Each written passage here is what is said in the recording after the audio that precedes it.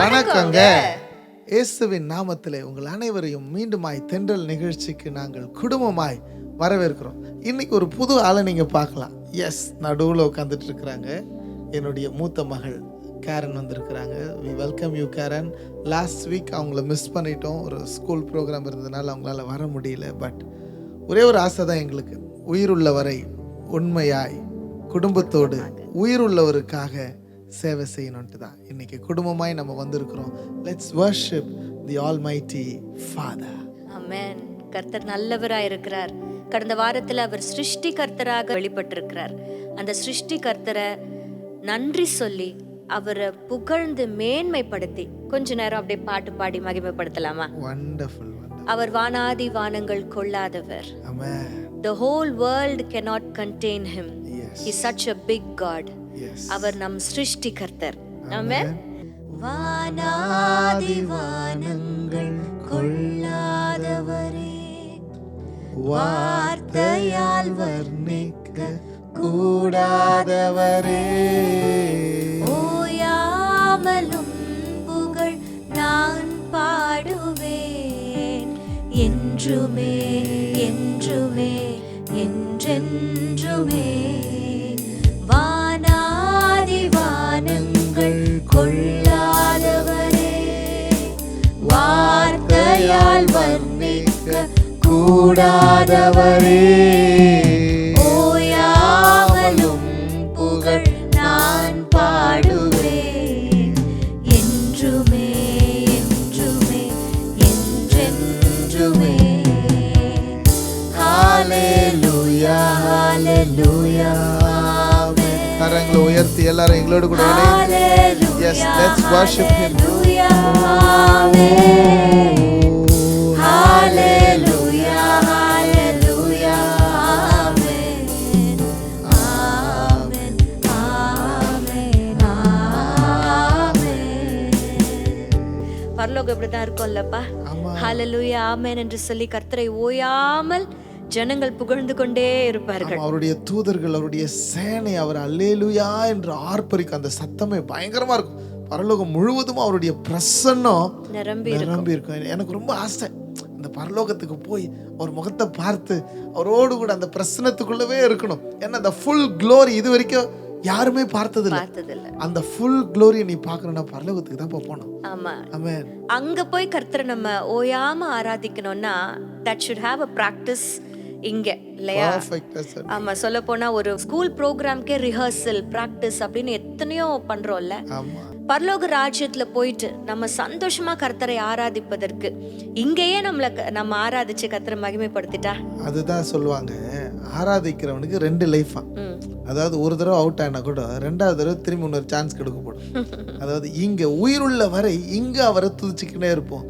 உயிர் பிரிந்த பின் அங்க அவரோடு கூட அவரை ஆராதித்து கொண்டிருக்கோம்.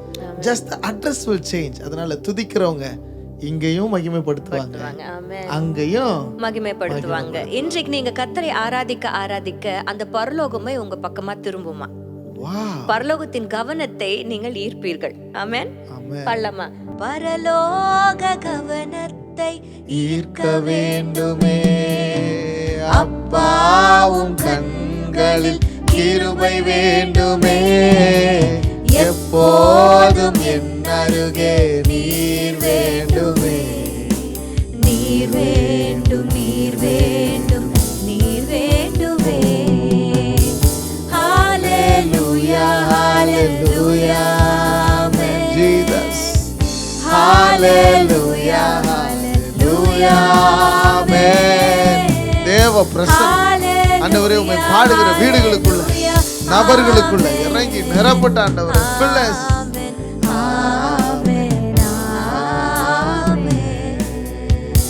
ஆண்டவருடைய கவனம் துதிக்கிற போது ஏன் திரும்புது தெரியுமா?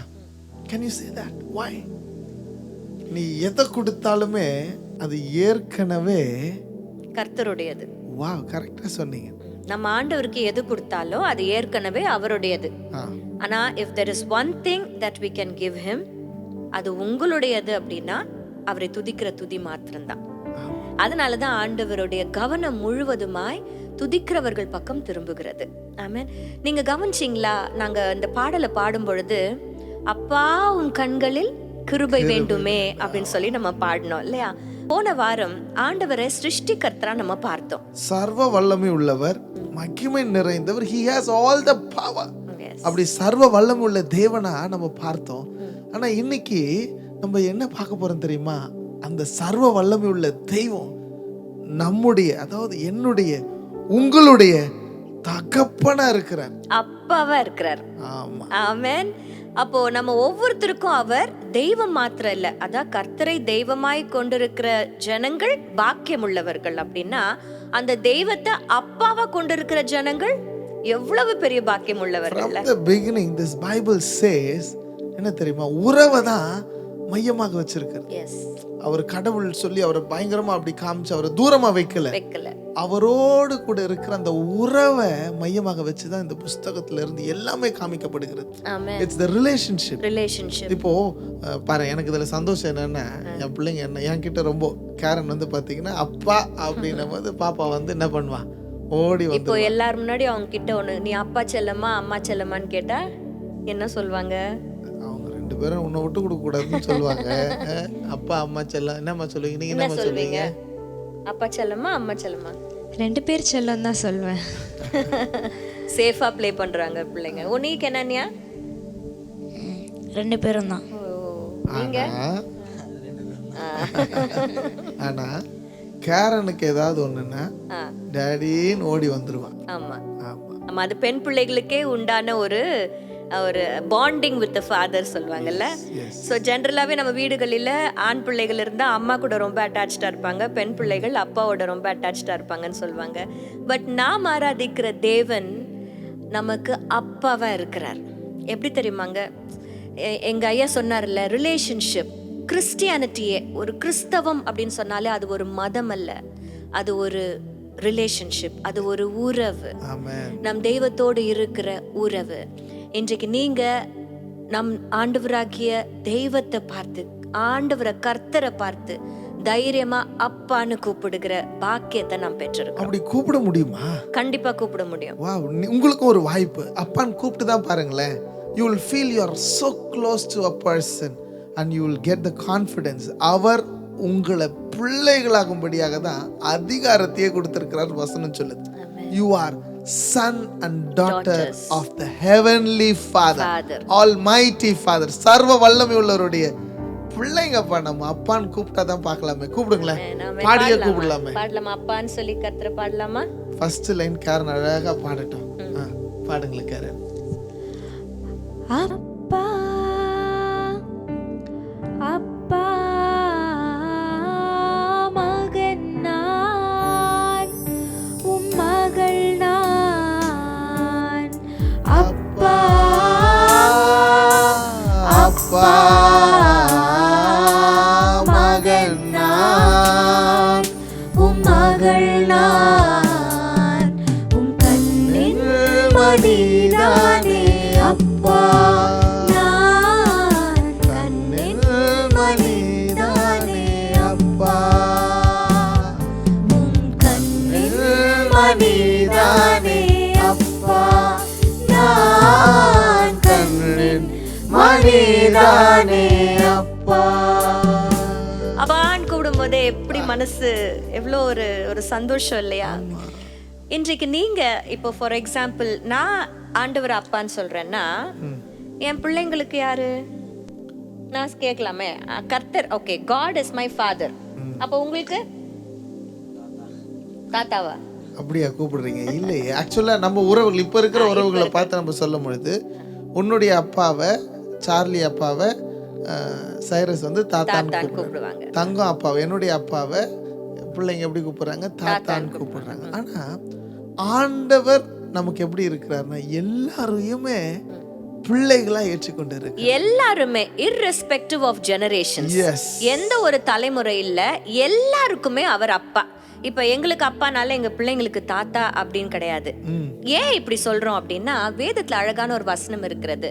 யோவான் எழுதின சுவிசேஷம் 1:12 அவருடைய நாமத்தின் மேல் விசுவாசம் உள்ளவர்களாகி அவரை அவரை ஏற்றுக்கொள்ளுகிறவர்கள் எத்தனை பேர்களோ அத்தனை பேர்களும் அவருடைய பிள்ளைகளாகும்படி அதிகாரம் கொடுத்திருக்கிறார். Wonderful. So anybody and everybody, நிகழ்ச்சியை பார்த்து கொண்டிருக்கிற நீங்க யாரா வேணும்னா இருக்கலாம், பட் ஆண்டவராக இயேசு கிறிஸ்துவை நீங்க விசுவாசிச்சு அவரை நீங்கள் ஏற்றுக்கொள்ளும் பொழுது நீங்கள் அவருடைய பிள்ளைகளாக மாறுறீங்க. நீங்க எங்க வேணா இருக்கலாம், யாரா வேணா இருக்கலாம், உங்க பேர் என்னவா வேணா இருக்கலாம், நீங்க பர்டிகுலரா கிறிஸ்தவரா இருக்கணும்னு அவசியமே இல்லை. அவரை அப்பாவா நீங்க பாத்தீங்கன்னா அவருடைய பிள்ளைகளாக நீங்க மாறுவீங்க. ஜெசிமா, இது சொல்லும் போது எனக்கு ஒரு விஷயம் ஞாபகம் வருது. ஒரு அப்பாவும் ஒரு பிள்ளையும் பீச்சில் நடந்து போயிட்டே இருக்கிறாங்க.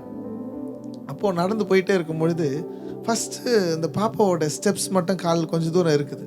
கொஞ்சம் தூரம் போனதுக்கப்புறம் பாப்பாவோட ஸ்டெப்ஸு காணும். அப்போது பின்னாடி வந்தவங்க பார்க்குறாங்க, அவங்க கூட வந்தவங்க பார்க்குறாங்க, எங்கள் குழந்தையோட ஸ்டெப்ஸே அந்த மண் தடத்தில் பீச்சில் பார்த்தீங்கன்னா கால் வச்சோன்னா ஃபுட் பிரிண்ட்ஸ் இருக்கும். கொஞ்சம் தூரம் போனதுக்கப்புறம் இந்த ஃபுட் பிரிண்ட்ஸே காணும். ஸோ காணோன்னு வந்து அவங்களுக்கு யோசனை வந்துச்சு, என்ன எப்படி காணாமல் போச்சு அப்படின்னும் பொழுது, அலைகள் வரும் பொழுது, ரொம்ப கஷ்டமான சூழ்நிலை அந்த பிள்ளைக்கு வரும் பொழுது அப்பா என்ன தெரியுமா பண்ணிருக்கிறாரு, அந்த பிள்ளைய தூக்கி தான் மேல சுமந்து கொண்டதுனால அங்க பிள்ளைனுடைய கால் தடம் இல்ல, அப்பானுடைய கால் தடம் மட்டும்தான் இருக்கு. இன்னைக்கு நம் தேவன் எத்தனையோ முறை அப்பாவா நம்ம அநேக நன்மைகளை நமக்கு செய்திருக்கிறார். ஒரு இன்னைக்கு நாங்க போய் பார்த்தோம், ஒரு பேசிக் அப்பானுடைய ரெஸ்பான்சிபிலிட்டி. ஒரு தகப்பன், உங்க வீட்டில் இருக்கிற எல்லா அப்பாமார்களும் பேசிக் ரெஸ்பான்சிபிலிட்டி, உங்கள் ஃபேமிலியில் இருக்கிற ரெஸ்பான்சிபிலிட்டியை நாங்கள் 3 விதமாக நாங்கள் பார்த்தோம். ஒன்று, அப்பானுடைய பொறுப்பு என்னன்னா, number 1, he is the provider. அவர் தான் எல்லாவற்றையும் ப்ரொவைட் பண்ணுறவர். அவர் எல்லா தேவைகளையும் எல்லாவற்றையும் பார்த்து கொள்ளுகிறவர் தான் அப்பா. ஒரு அப்பான்னு ஒருத்தர் இருந்தாருன்னா எல்லாவற்றையும் பார்த்துக்கொள்ள. முதல் விஷயம் சொல்லிட்டீங்க. அப்போ அடுத்தது எப்படி இருப்பார் அப்பா? ரெண்டாவது, ப்ரொடெக்டரா இருப்பாரு. பாதுகாக்கிறவர். தன்னுடைய குடும்பத்திற்கு ஏதாவது ஒண்ணுன்னா அப்பா தான் முதல்ல என்ன பண்றாங்க, வந்து பாதுகாப்பதற்காக நிக்கிறாங்க. வண்டர்ஃபுல்மா.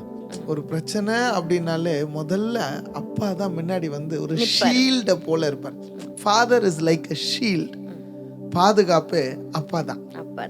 மூன்றாவது ரொம்ப முக்கியமான ஒரு விஷயம், ஒரு டிசிப்ளினேரியன், அதாவது கண்டிக்கிற ஒரு மனுஷன் தான் இந்த அப்பா. முதல்ல சொன்ன ரெண்டுமே சந்தோஷமா இருந்துச்சு, ரொம்ப நல்லா தான் இருக்கும். ஆனா கண்டிக்கிறாருன்னதும் ஒரு ஒரு ஒரு கலக்கம் இல்ல.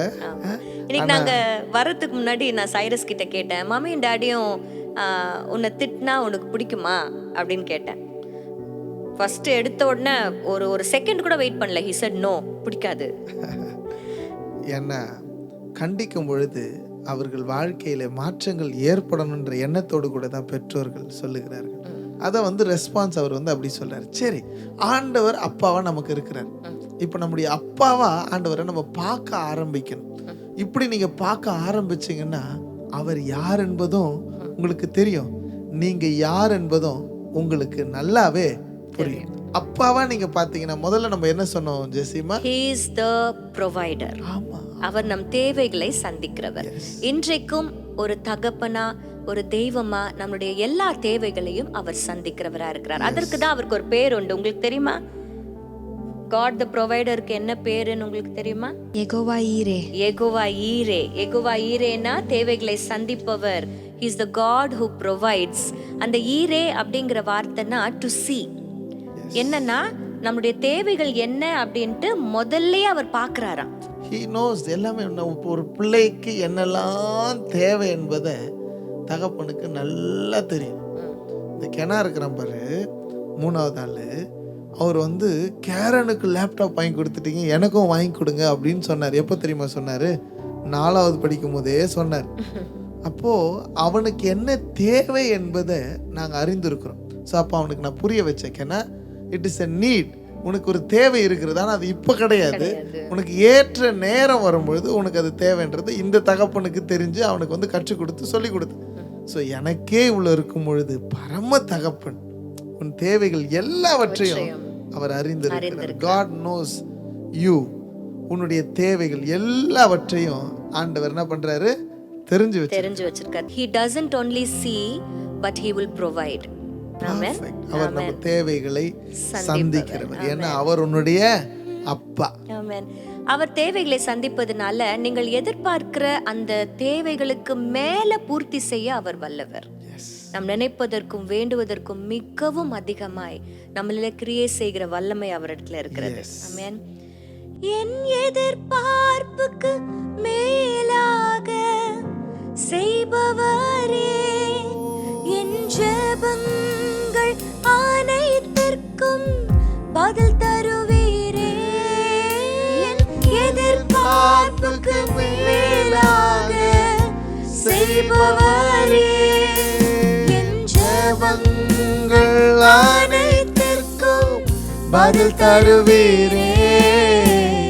யெகோவா ஈரே, எனக்கெல்லாம் நீரே, என் தேவை எல்லாம் சந்திப்பீர்.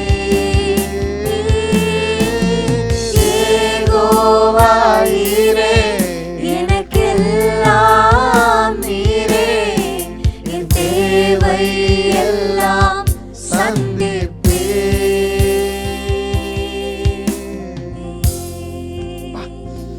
எவ்வளோ ஒரு நல்ல தெய்வம் தெரியுமா?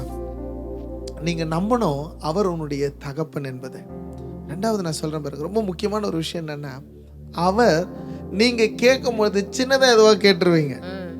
அவருக்கு தெரியும் உனக்கு என்ன தேவை என்பது, அதை எப்போ கொடுக்கணும் என்பதை, எப்படி கொடுக்கணும் என்பதை அவருக்கு தெரியும். அதனால stop giving ideas to God. கடவுளுக்கே ஐடியா கொடுக்கறது யாருன்னு பார்த்தோன்னா நம்ம தான். சாமி இதை செஞ்சிருங்க, இப்படி செஞ்சிருங்க, இப்பவே செஞ்சிருங்க. இப்ப கொடுத்தா தாங்க மாட்டேயா? God knows when, how and கரெக்டான நேரத்துல கர்த்தர் உங்களுக்கு தருவார். எல்லாவற்றையும் செய்ய வல்லவர். Yes. Amen. He knows best.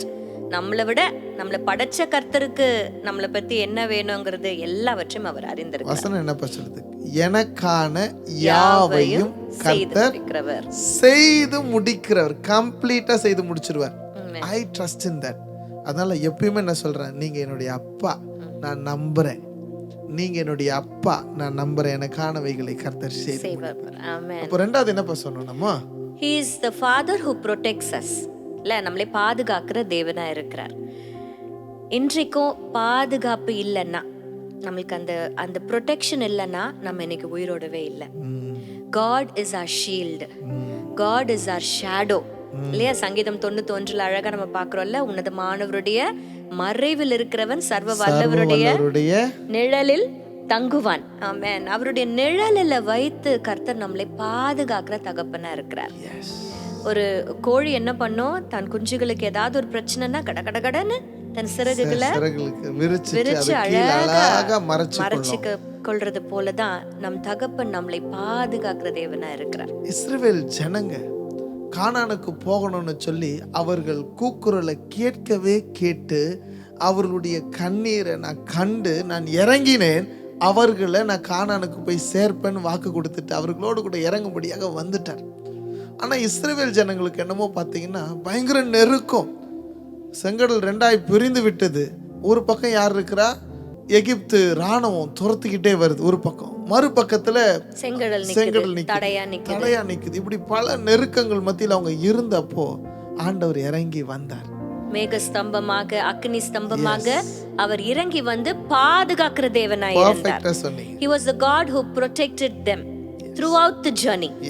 எவ்வளவு சூழ்நிலைகள் எதிர்மறையா வந்துச்சு, ஆனாலும் ஆண்டவர் ப்ரொடெக்ட் பண்ணார். அப்படிதான் கர்த்தர் இன்றைக்கும் தீங்கு நாள் வரும் பொழுதெல்லாம் கோழி எப்படி தன் குஞ்சுகளை அழகா மறைத்து கொள்ளுகிறதோ அப்படி நம்மளை மறைச்சு வச்சிருக்கிறார். இன்னைக்கு இந்த ப்ரோக்ராமை நீங்க பார்த்துட்டு இருக்கீங்கன்னா it is because of the consequence of the protection of God. அது எதனுடைய விளைவு தெரியுமா?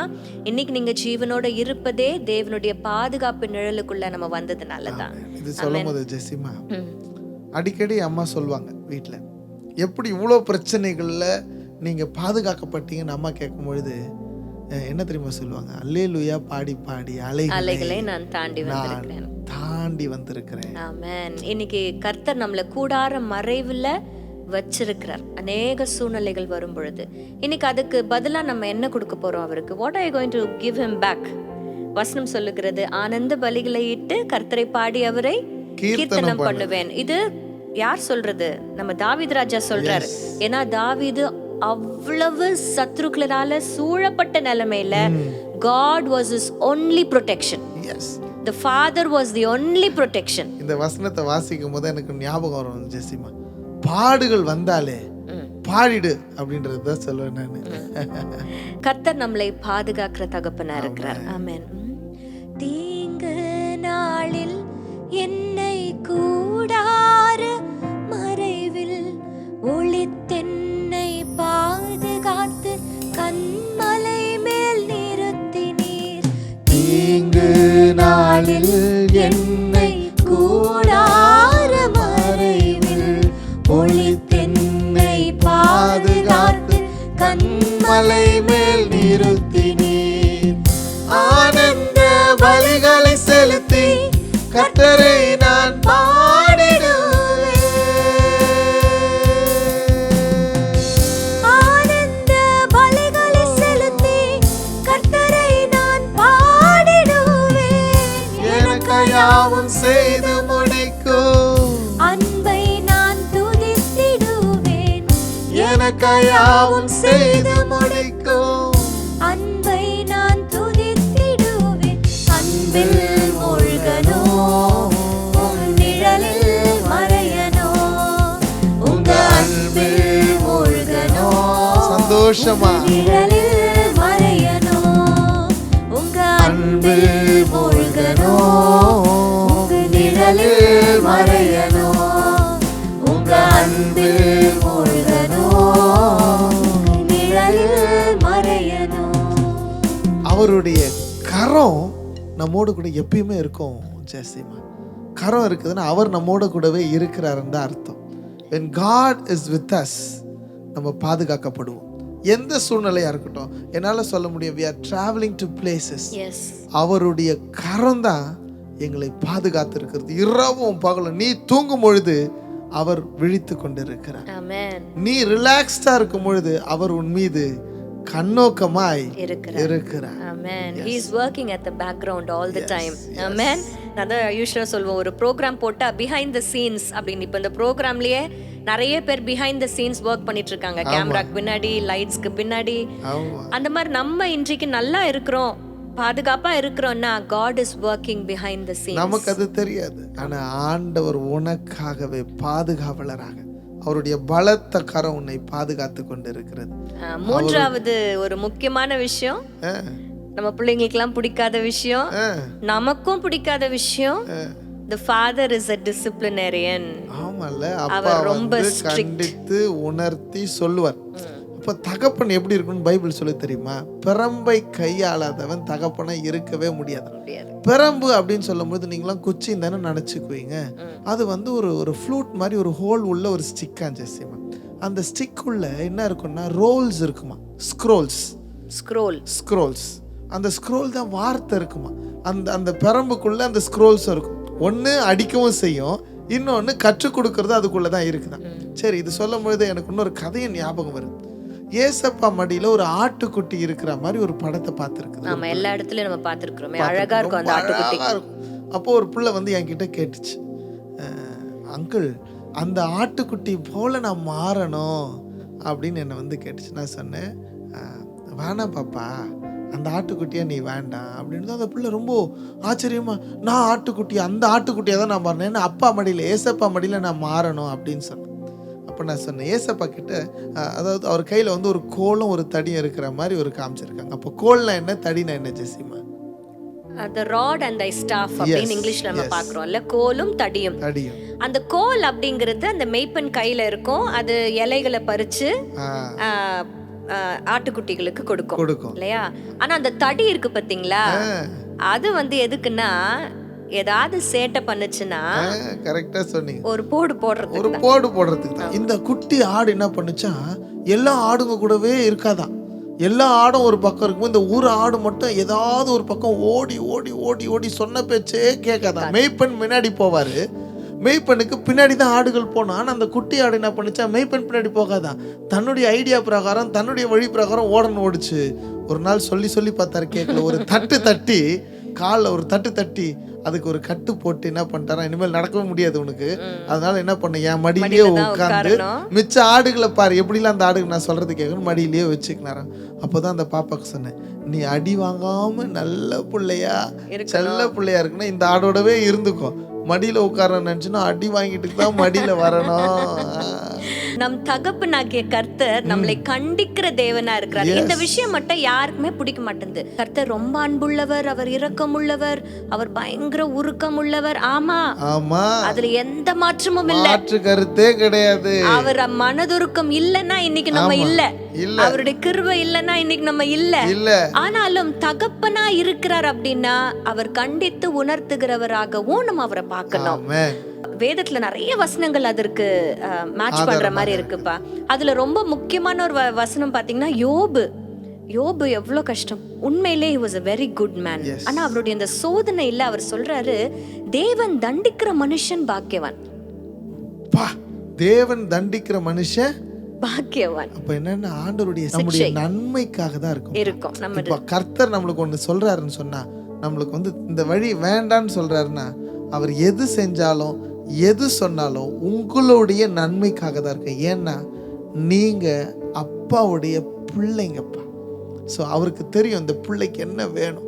நீங்க பிறந்த குழந்தைக்கு நீங்க ஃப்ரூட்டி ஜூஸ் கொடுப்பீங்களா? ஒரு வருஷத்து குழந்தைக்கு சிக்கன் 65 கொடுப்பீங்களா? கொடுக்க மாட்டீங்கல்ல.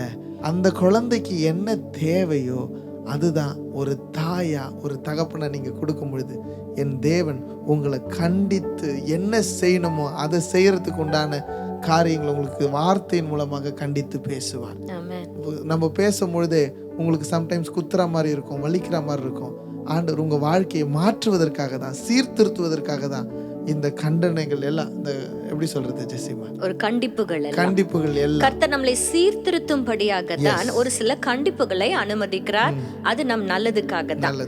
ஒரு அழகான பாட்டு இருக்குல்ல, அவர் அடிக்கிறாருன்னா அணைக்கிறவரும் அவர் தான். ஆமென். காயப்படுத்தி கட்டு போடும் கர்த்தரே, அடித்தாலும் அணைக்கின்ற அன்பரே, என்னை காயப்படுத்தி கட்டு போடும் கர்த்தரே, அடித்தாலும் அணைக்கின்ற அன்பரே, உமக்கே ஆராதனை உயிருள்ள நாளெல்லாம், உமக்கே ஆராதனை உயிருள்ள நாளெல்லாம்.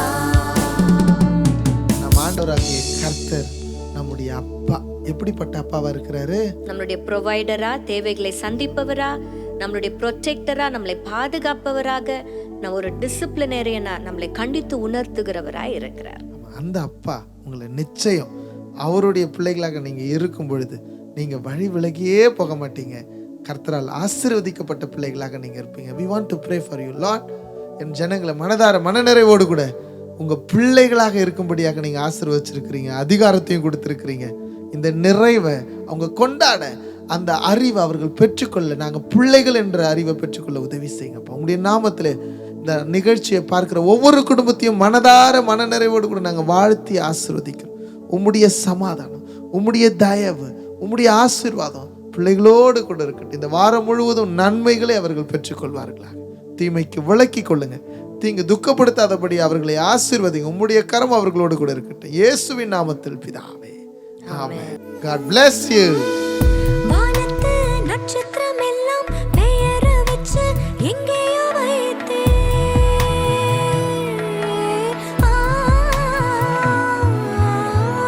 வானத்து நட்சத்திரம் எல்லாம் பெயர வச்சு எங்கேயோ வைத்தீர். என் பேர உள்ளங்கையில வரைஞ்சு வச்சு அழகு பார்